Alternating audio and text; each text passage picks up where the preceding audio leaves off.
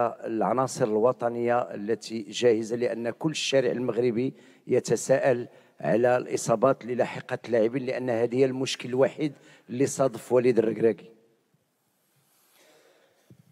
Bon, comme tout le monde le sait, on a beaucoup de blessés, mais on récupère bien. On a un staff médical qui est de très haut niveau, et chaque jour, il y a des choses positives qui viennent avec des bonnes nouvelles. Donc voilà, on attend toujours jusqu'à la dernière minute, c'est ce que j'ai dit depuis le début de la compétition, pour prendre les décisions. Donc pour moi, il n'y a personne qui est out, et il n'y a personne qui est in, on va dire. Voilà, on verra demain qui est prêt, qui n'est pas prêt, mais en tout cas, on mettra la meilleure équipe possible et les joueurs qui sont à 100% pour débuter le match. Colbert Yompan, Diaspora News Cameroun, bonjour coach. Quel est le sentiment qui vous anime en ce moment? Celui de vous dire, on a atteint les demi-finales, c'est déjà énorme, tout ce qui arrive, c'est un bonus, ou alors de se dire, on est là, on donne tout pour la finale? C'est un peu ce qu'on veut changer comme mentalité. On est venu dans cette compétition avec beaucoup d'ambition et on est venu pour changer les mentalités, notamment de notre continent. Et c'est ce que j'ai dit aux joueurs. Si on est content juste d'arriver en demi-finale et de se dire que quoi qu'il arrive, on aura réussi notre Coupe du Monde, y en a beaucoup ici qui diront qu'on l'a réussi. Moi, je ne suis pas de cet avis. On est dans les 4 meilleures équipes du monde. On n'est pas arrivé par hasard. Et on a notre mot à dire demain pour aller en finale. Et on va être dans cet état d'esprit, en espérant que, comme je l'ai dit depuis le début, que notre adversaire ne va pas nous respecter, comme beaucoup d'équipes.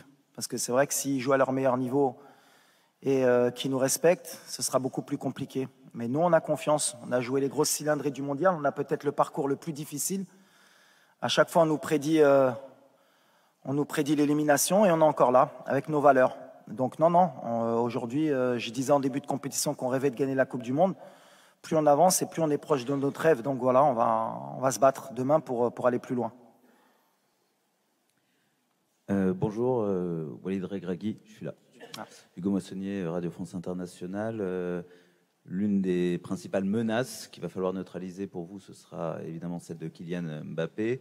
Dans sa zone, il y aura Achraf Hakimi. Les deux joueurs se connaissent évidemment très bien. Ils jouent en club et puis ils exposent régulièrement leur amitié sur les réseaux sociaux. Et même au Maroc, je crois que Kylian Mbappé est déjà venu voir son pote. Est-ce que vous allez avoir une conversation particulière avec Achraf Hakimi pour neutraliser Kylian Mbappé? S'il y a un joueur qui le connaît mieux que moi, c'est Achraf. Il s'entraîne tous les jours avec lui. Donc s'il a une idée précise du joueur qu'est Kylian, c'est lui qui le sait. Donc non, on va pas mettre en place plus de dispositifs tactiques ou quoi que ce soit par rapport à Kylian. Parce que malheureusement pour nous, il n'y a pas que Kylian. Quand on voit Griezmann, la qualité du joueur que c'est, entre les lignes, quand on voit Ousmane, qui est pour moi le complément parfait de Kylian, voilà, le danger, il vient à gauche, il vient à droite. Donc si on reste que focus sur Kylian, on fera une erreur. On va jouer collectivement. Achraf, c'est un des top players au monde aussi à son poste. Donc voilà, ça va être un beau duel entre les deux. Ces deux champions, je pense qu'ils ne vont pas se faire de cadeaux. Donc voilà, c'est que nous, on ne se focalise pas que sur Kylian, on se focalise surtout sur l'équipe de France, sur les problèmes qu'on peut leur poser. Et puis après, à l'arrivée, forcément, les problèmes qu'on peut poser, il faudra annihiler un peu Kylian, mais pas que. Et Achraf, le concernant, j'ai aucune inquiétude qu'il sera à 200%, qu'il est surmotivé pour battre son copain. Good morning, Mr. Regragui. Dario Ricci, Il Sole 24 Ore Italy, please in English. In your opinion, what will be the key points of the match from a tactical and a mental point of view? Thank you. The key for us is the spirit, you know, is the team spirit. Now we play same of club, not of national team. Everybody work, everybody want to give our best in every game. And we play a collective game every time with a good spirit. And the spirit for me is everything in the football, is more important. and with the heart and the spirit. Before we continue with the questions, I would kindly ask our colleagues, the photographers, to please leave the room. Our colleagues, the photographers, kindly please leave the room. Thank you. No more photos.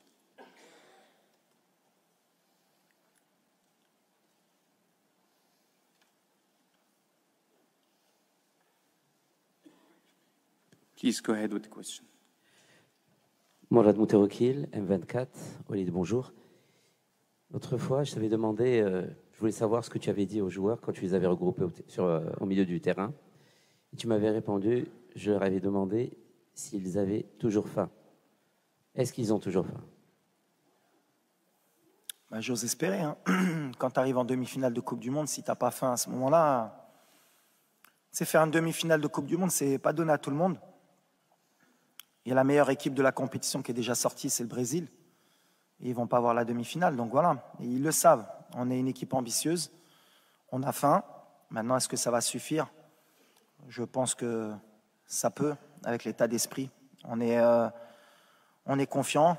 On a envie de réécrire l'histoire. On a envie de mettre l'Afrique sur le toit du monde. Et ça, c'est une des valeurs qui va être importante pour demain. Parce qu'il faudra être fort pour nous sortir de la compétition, même si je sais que tous les pronostics sont contre nous. Mais nous, on a confiance. Alors peut-être qu'on est fou, mais c'est bien d'être fou. Mais nous, on a confiance, je le répète. Et on n'est pas fatigué, je le répète aussi. Donc si ça peut les embêter jusqu'à demain, parce qu'apparemment ça veut être rassurant à dire qu'ils vont être fatigués. Non, on ne va pas être fatigué. Depuis le début de la compétition, tout le monde dit qu'on va être fatigué, on ne va pas être fatigué. Tu ne peux pas être fatigué à une demi-finale de Coupe du Monde. Donc on a faim et on n'est pas fatigué. Hi, Noah from the Netherlands. A question to both. There will be about 30 extra flights coming over with Moroccan fans to Doha. What does it mean to you both that so many fans will be here supporting you?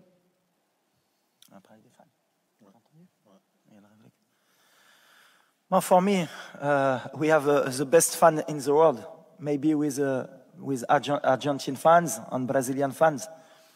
I'm very happy because now the world begin to know what is a Moroccan fan.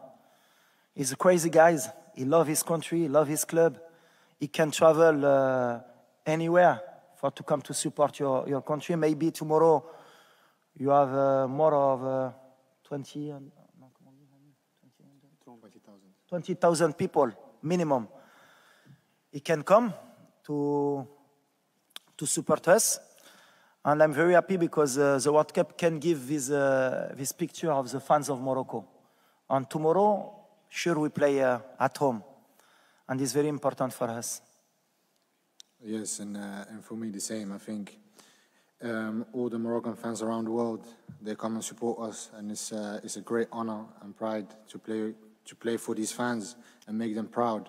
So I think it's really important for us that we go out there and perform and make these fans happy because, like the manager said, they are the best fans in the world. So we are out here to give our all and hopefully at the end be the best.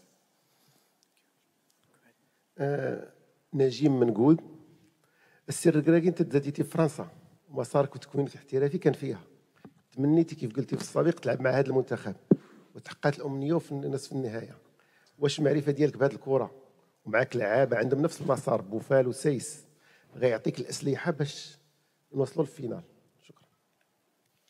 Non, je rentre pas du tout dans ce contexte. Moi, je suis né en France, j'ai la double nationalité. C'est un honneur et un plaisir de rencontrer la France, mais c'est que du football. Donc voilà, moi je suis entraîneur de mon équipe nationale. On va jouer la meilleure équipe du monde et ce qui m'importe, c'est pas de jouer contre la France ou l'Angleterre ou le Brésil, c'est de me qualifier. Maintenant, c'est sûr que ça va être particulier, surtout pour mes proches, pour ma famille, pour mes amis.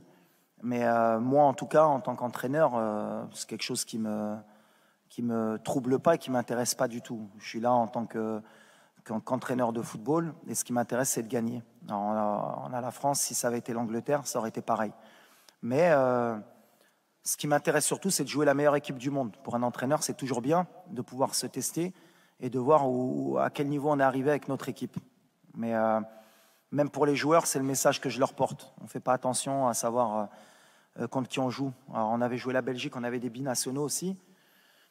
Et le message il est toujours le même. On joue pour le Maroc et on joue un match de football. Et ça doit être la fête. Et je pense que pour tous les binationaux franco-marocains, ça doit être une fête. Et quoi qu'il arrive, eh ben, je pense qu'on fera la fête ensemble sur les champs, que ce soit si c'est le Maroc qui gagne ou la France. Parce que voilà, on vit ensemble et on est content d'être ensemble. C'est le plus important. Salam alaikum, c'est Walid, c'est Ilyas. Vous allez rencontrer le dernier finaliste de la Coupe du Monde. On connaît les qualités de la France, notamment avec ses joueurs offensifs.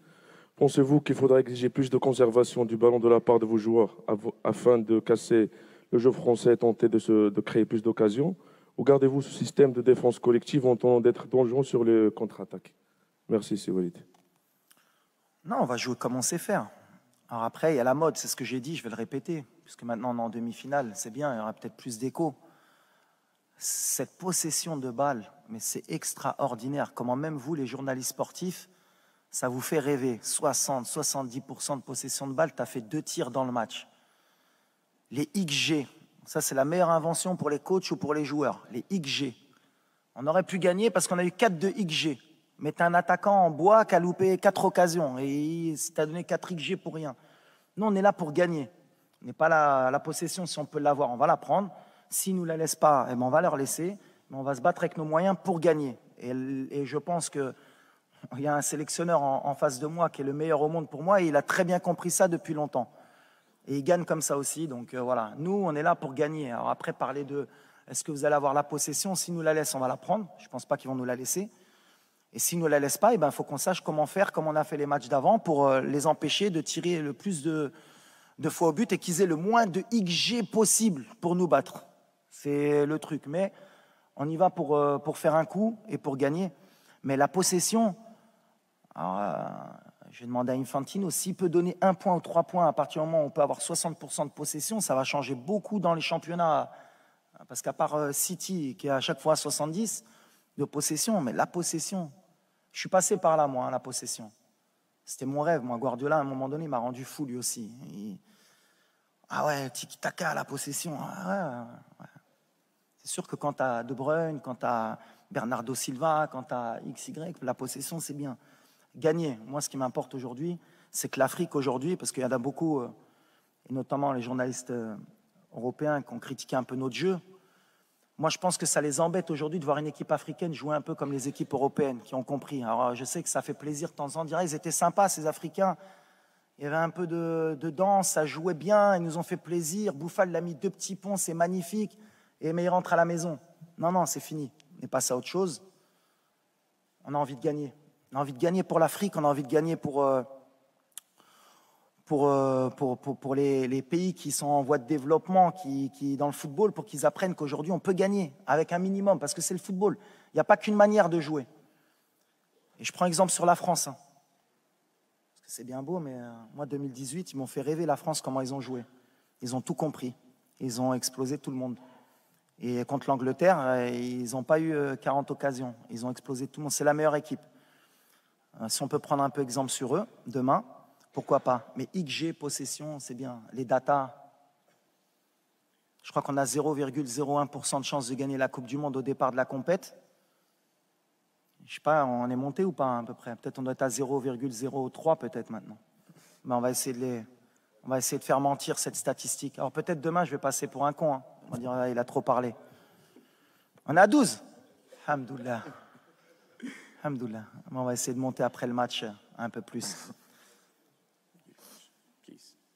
Bonjour, monsieur Garoui. Bonjour, cher. Je suis Fernando Valeca de Barros, je suis freelance, je travaille pour l'État de São Paulo dans cette Coupe du Monde.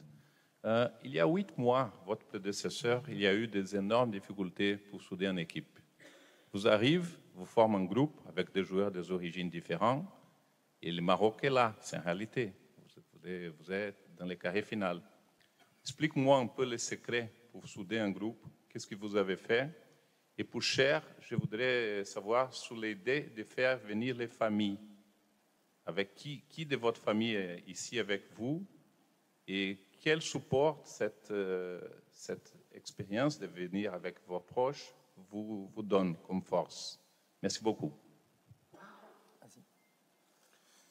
Bah, pour moi, il y a mes parents, il y a ma femme, mais après, il y a tous les joueurs aussi, tous les parents des joueurs, on est tous une famille. Et je pense que ça, c'est une force à nous. Et j'espère qu'on continue comme ça parce que c'est beau à voir. Si tu vois les vidéos après le match et tout, avec les joueurs, avec leur maman et avec leur papa, c'est quelque chose de beau. Tu as des larmes dans les yeux. Donc, oui, ça donne une force incroyable. Et on va utiliser cette force pour les prochains matchs.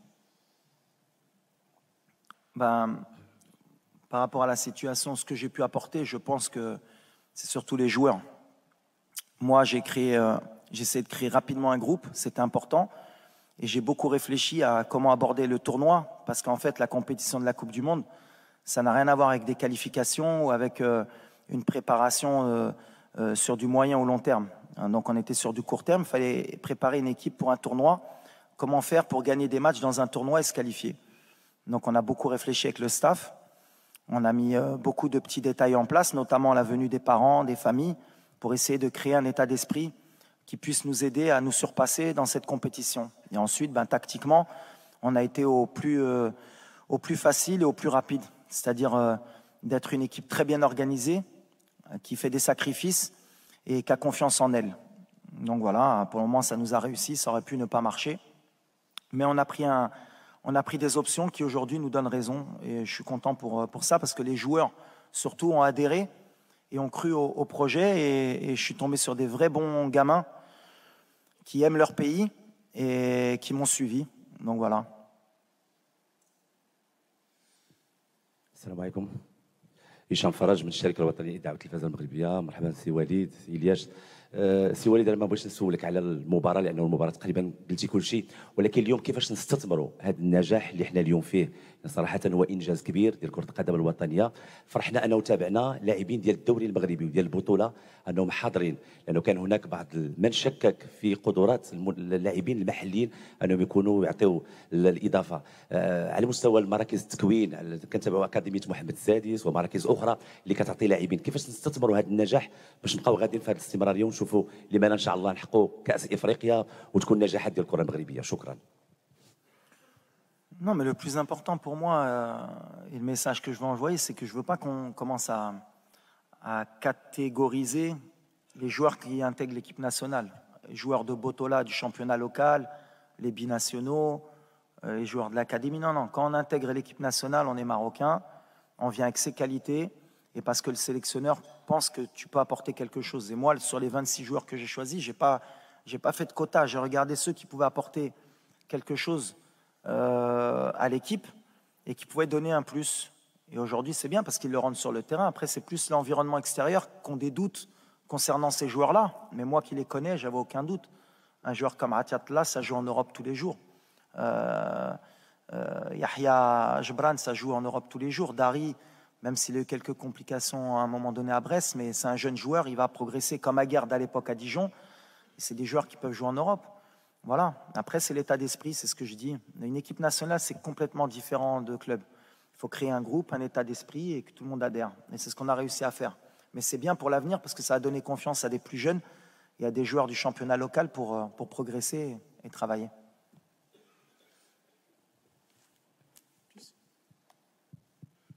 Bonjour coach, Luis Miguel Pascual de l'Agence de presse espagnole ici. No. Please ask the question in English, French or Arabic.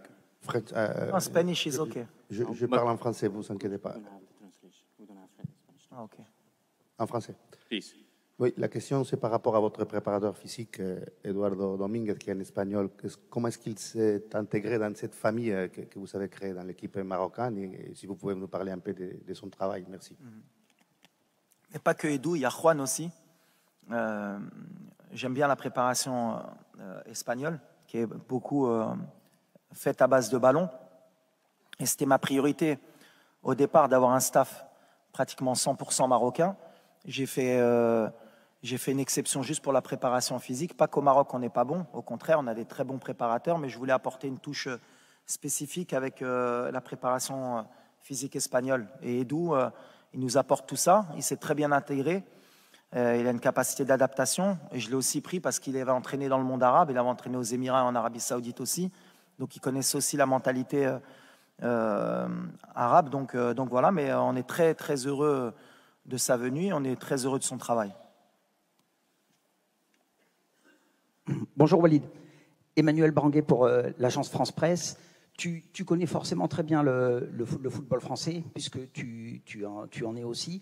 Est-ce que tu peux parler du fait que la formation marocaine a été relancée, notamment par l'Académie Mohamed VI, etc., et que c'est aussi un long processus et un long travail, et que cette équipe de 2022, elle arrive de très loin, à la fois du recrutement, d'aller rechercher des binationaux et de former des joueurs au pays?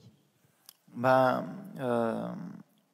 la chance que Sa Majesté, que Dieu l'assiste, a mis beaucoup de moyens pour faire progresser le football au Maroc. Et c'est aussi en grande partie sa réussite aujourd'hui, d'avoir créé l'académie, d'avoir mis les moyens dans les installations au Maroc, avec la création de beaucoup de stades, beaucoup de terrains d'entraînement. Et l'académie, bien sûr, fait partie du projet royal. Et c'est bien parce qu'on a toujours bénéficié des binationaux au Maroc. Moi-même, je suis venu jouer en étant binational, et la génération de 2004, il y avait beaucoup de joueurs formés en France. Mais on a vite compris qu'il fallait aussi créer de la formation chez nous, avoir des forces vives qui font partie du pays. Et avec l'arrivée de joueurs comme El Nasseri, Tegnaouti ou Nahi, Aguerd, d'autres joueurs comme Banoun, Dari, qui sont des produits locaux, on va dire, et ben c'est bien. Ça veut dire que l'Afrique et le Maroc progressent dans ce sens-là. Et ils ont enfin compris qu'il fallait se prendre en main. Et Sa Majesté a eu cette vision, et heureusement pour nous, aujourd'hui, elle fonctionne et elle montre au monde que voilà, au Maroc, on avance et on travaille, comme je l'ai dit. سؤالي باللغة العربية. كريم عبد المحسن، موقع كورة. بداية بهني الكابتن وليد على الإنجاز اللي حققه، ونتمنى إن شاء الله إن هو يكمل لنهاية الحلم اللي قاله من أول يوم. بعد النجاح الكبير اللي الكابتن وليد حققه في كأس العالم، بالتأكيد في عروض كتيرة سواء جت أو هتيجي بعد نهاية البطولة. هل كابتن وليد قراره إن هو الاستمرار مع منتخب المغرب أيا كان الوضع، ولا ممكن ياخد تجربة جديدة؟ شكرا. Alors, merci, mais nous, on est concentrés sur la demi-finale. Et le message que je veux envoyer aujourd'hui, justement, c'est parce que je vois depuis 2-3 jours, on a envie d'être satisfait et de dire quoi qu'il arrive, on aura réussi notre mondial. Et je veux changer ça. Alors vous allez me prendre pour un fou, mais non, c'est pas comme ça qu'il faut qu'on pense. On va aller en finale, on veut gagner la Coupe du Monde. Et c'est pas des paroles en l'air. On n'est pas là pour être content juste d'avoir mis l'Afrique en demi-finale de la Coupe du Monde. Il faut qu'on aille plus loin. Peut-être qu'on n'aura plus cette occasion. Donc pour ça, les joueurs, ils sont prêts à tout. Le staff est prêt à tout pour créer la surprise demain, comme on l'a fait contre la Belgique, la Croatie, l'Espagne, le Portugal. Alors on tombe sur la meilleure équipe du monde, mais peu importe. Aujourd'hui, on est vraiment concentré et on a une énergie qui va être extraordinaire, qui va nous pousser demain pour rééquilibrer un peu les débats. C'est comme un match de coupe. Voilà, quand il y a l'envie, quand il y a la ferveur, quand il y a le public, je pense qu'on est capable. Me concernant, moi, sur mon avenir, je suis marocain, je suis concentré sur mon équipe nationale et j'aime mon pays. Voilà, c'est le plus important. Walid Regragui, bonjour. Lassana Camara de panafricanfootball.com. Je vous ai connu à Corbeil-Essonnes. Les Tartérés, les quartiers difficiles, ça vous dit quelque chose?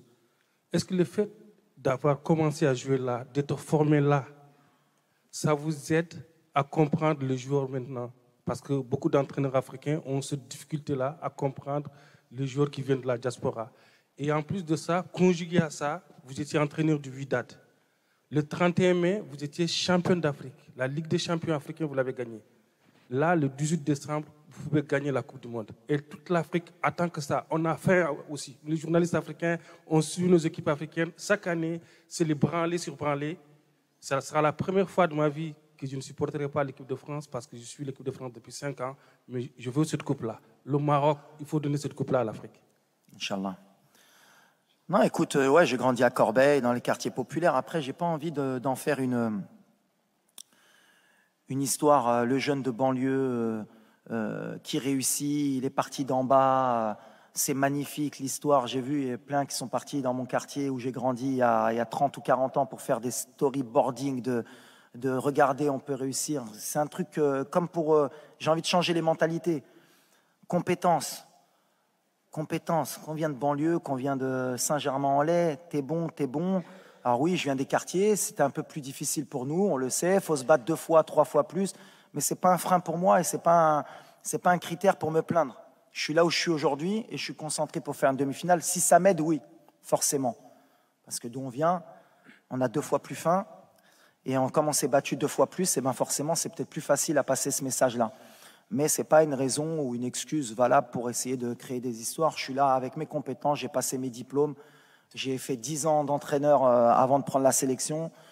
Je travaille au quotidien, j'essaye d'avoir les meilleurs résultats possibles et j'essaye de montrer le bon exemple. Et si en plus mon parcours, ça peut permettre de faire rêver quelques gamins, que ce soit en banlieue, que ce soit en France ou en Europe, partout dans le monde, mais surtout en Afrique, eh ben, tant mieux.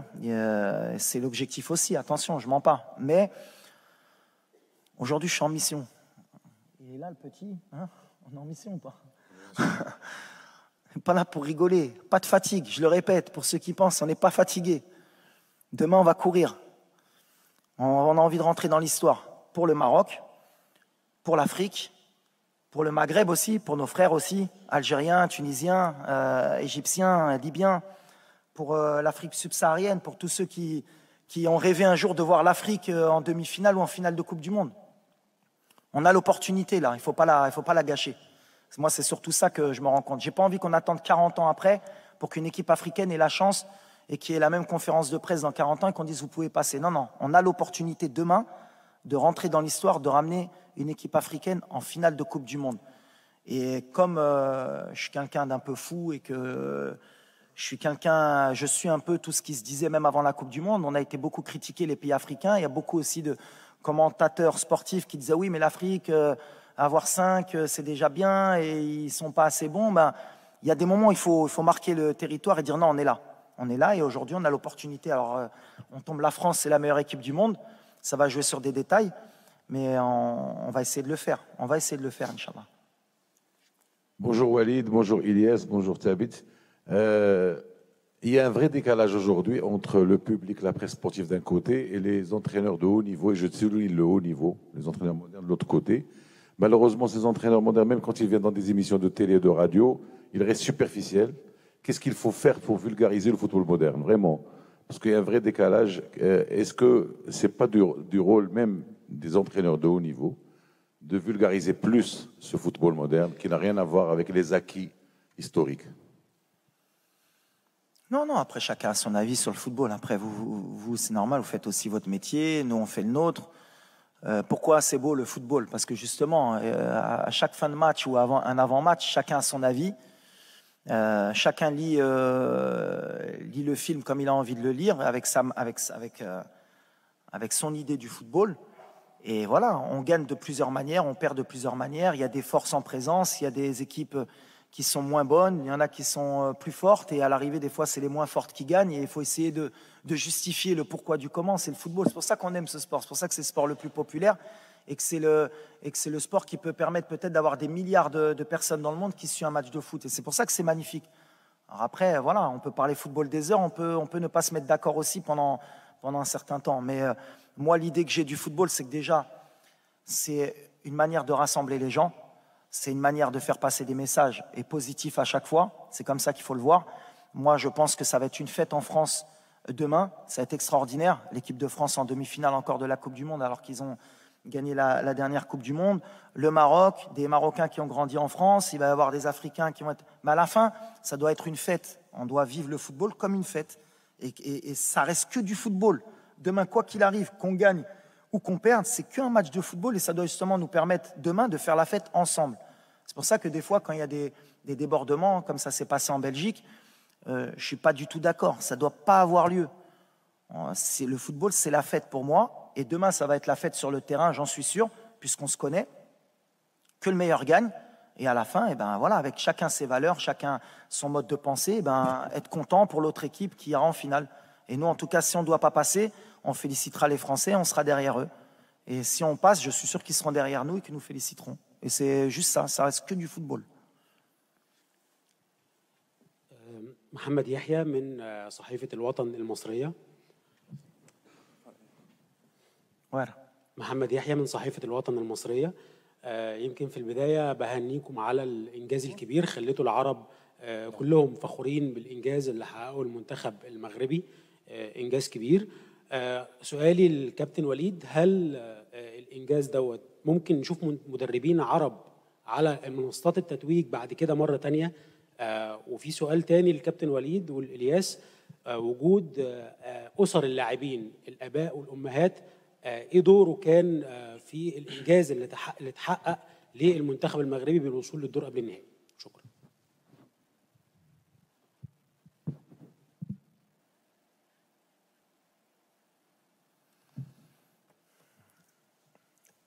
Nous, ce qui est important pour nous, et je parle toujours que de football, c'est ce qui m'importe. Nous, on essaye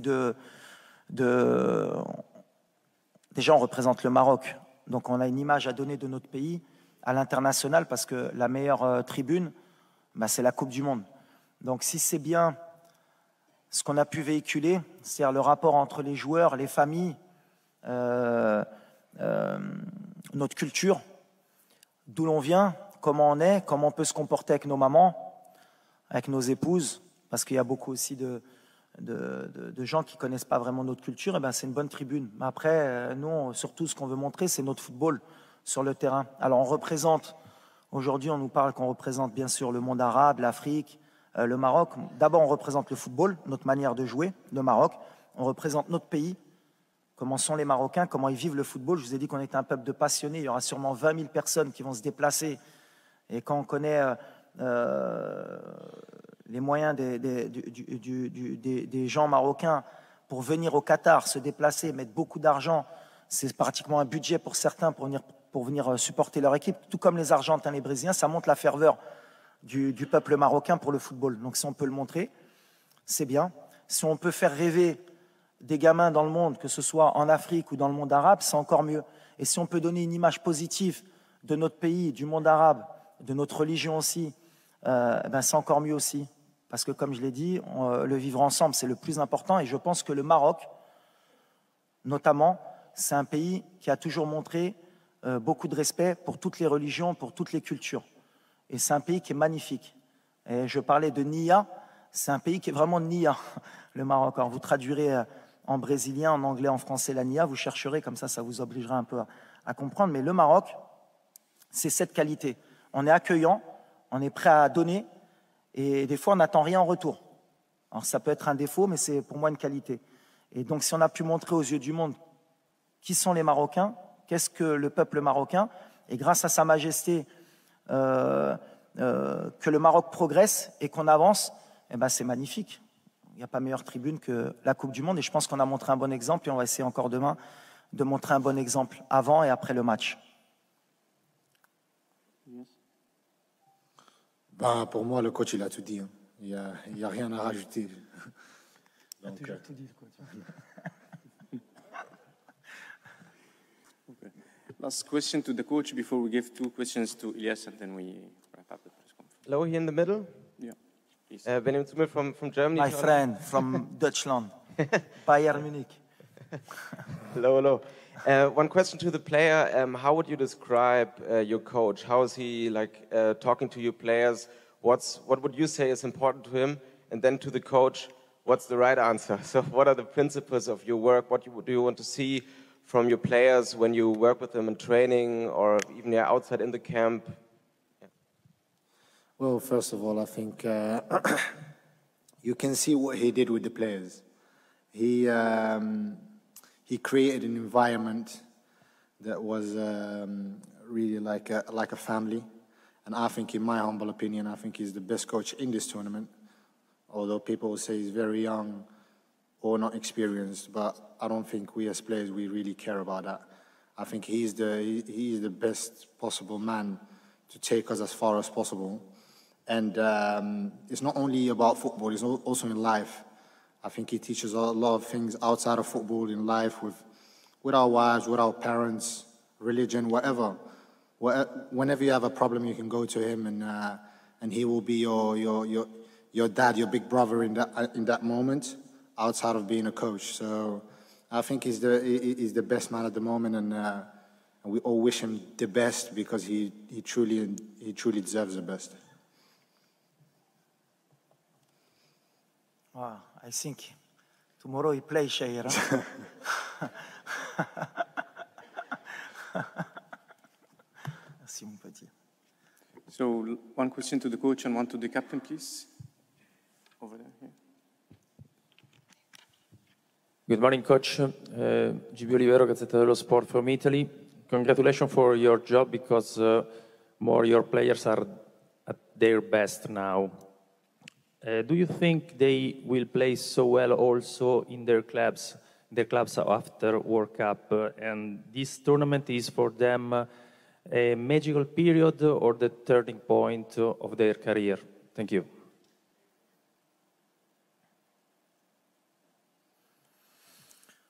Well, of course, when we play a World Cup, everybody in the world see your game.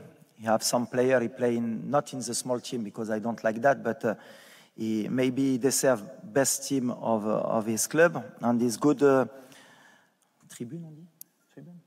tribune for us to show his quality. But now everybody is focused for his World Cup. He want to make history, and after, you know, the player, he have his manager, he have his journalist, for he make them a publicity, and he changed the club. But now everybody is focused with Morocco, and that is important for me and for the country. Last question to Elias Al-Shar, please. Question to the player, yes. Where is it? Hello, my name is Fisayo Dairu from Nigeria. I want to ask you, Elias, you're one of the few players that haven't had much minutes with the national team in this competition. How is that? How easy or difficult is that to take in such a competition that has put your country on the history books? I am in the semi-final of a World Cup. Me as a little boy, I could have never ever dreamt of something like this. I know every single player wants to play. There's not one football player in the world that doesn't want to play football, and of course, sitting on the bench is not a nice thing. But if you see what we have created as a team, you can see that no one really cares, as long as the job is done at the end of the day. So when the manager gives me a chance, I will be ready, and I will give 100% for him, for my teammates, and for my country. But me feeling something because I didn't play, no, I don't feel anything. I feel proud.